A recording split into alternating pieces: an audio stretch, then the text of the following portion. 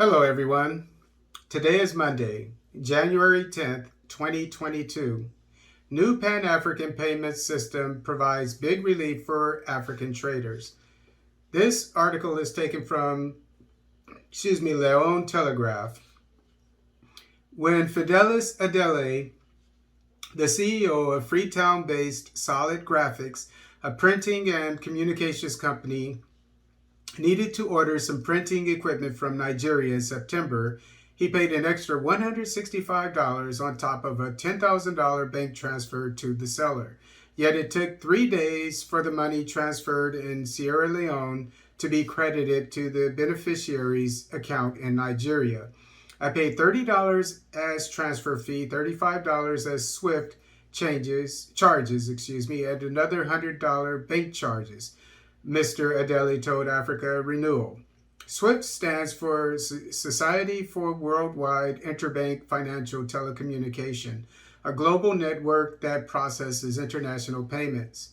Mr. Adele did not attempt to use financial services companies such as Western Union or MoneyGram because the exchange rate for these companies is just as bad.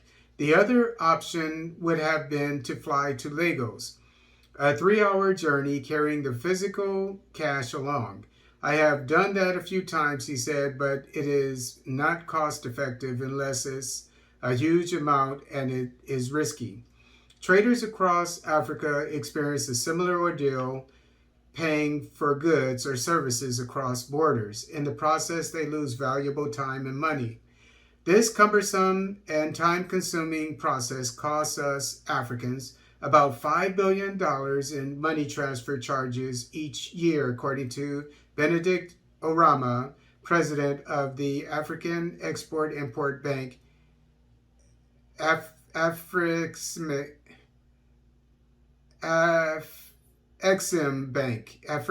Bank, in an interview with Africa Renewal. To address the situation, Afrexim Bank has partnered with the African Continental Free Trade Area, AFCFTA, Secretariat to launch the Pan-African Payments and Settlement System, PAPS, PAPSS, a platform that facilitates instant cross-border payments in local currencies between countries. The PAPS has been piloted successfully in the 6 countries that make up the West African Monetary Zone, WAMZ: Nigeria, the Gambia, Sierra Leone, Liberia, Ghana, and Guinea. Because of its multi-currency and bilingual makeup, WAMZ is considered a microcosm of the continent.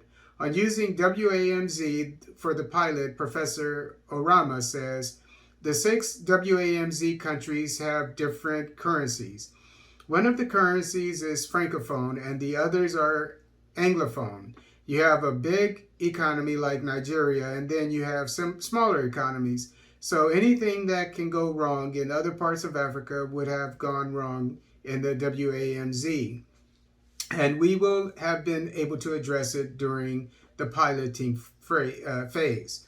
The operational rollout of PAPS was announced at the end of September, meaning that countries' central banks, which will be the clearing agents, can now coordinate with Afrexim Bank, which is the main clearing agent and provider of settlement, guarantees, and overdraft facilities. Afrexim Bank doled out $500 million to service West Africa and intends to provide a further $3 billion for an Africa-wide PAPS operation. Analysts expect African traders, especially those in West Africa, to begin to take advantage of the platform by the end of 2021. Mr. Orama, who is based in Cairo, Egypt, explains the hurdles faced by African traders in personal terms. I want to transfer money to Nigeria from Egypt. It goes through a corresponding bank in a country outside of Africa before it arrives in Nigeria. I pay charges before the person in Nigeria gets it. And it takes time. Sometimes it takes weeks. So we at Afrexim Bank calculated how much that cost the continent.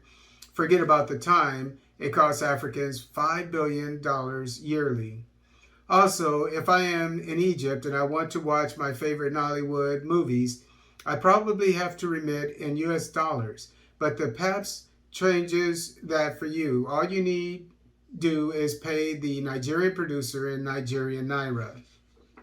The CEO of PAPS, Mike Ogbalu, says that during the piloting phase in West Africa, bank accounts in different countries were debited and credited within 10 seconds. He has assured of robust technology that can handle large transactions. Sending money using the PAPS is a 5-step process. The first step is when an individual issues a payment instruction to their local bank or payment service provider. Second, the bank or the payment service provider sends the instructions to PAPS. Third, PAPS validates the payment instruction. Fourth, upon successful validation, PAPS will forward the instruction to the beneficiary's bank or payment service provider. Lastly, the bank or payment service provider pays the transferred funds in local currency to the beneficiary. In announcing the rollout of PAPS, Afrexim Bank says that by simplifying cross-border transactions and reducing the dependency on hard currencies for these transactions, PAPS is set to boost intra-African trade significantly. Intra-African trade is currently at a meagerly 17%. The PAPS is also expected to lead to increases in value addition to products, jobs creation, and more earnings for traders. Wamkeli Mene, the Secretary General of AFCFTA Secretariat, says PAPS will lead to efficient cross-border trade transactions and put Africa on a new economic trajectory. There are 42 currencies in Africa. We want to make sure that a trader in Ghana can transfer Ghanaian cedi to a counterpart in Kenya who will receive Kenyan shillings, Mr. Mene told Africa Renewer in an earlier interview. Mr. Adele agrees that PAPS will help his business. If I can take the Leones to a bank here in Sierra Leone and pay for printing products in Nigeria, and the money is instantly deposited in the beneficiary's account in Nigeria, that would be extraordinary, he says. Until briefed by Africa Renewer, Mr. Adele was not aware of the PAPS, underscoring the communication challenge of raising intra-African traders' awareness about the platform. Mr. Orama notes, however, that a campaign is underway to market and promote the PAPS, hoping that by the end of the year, African traders will be informed enough to use the system.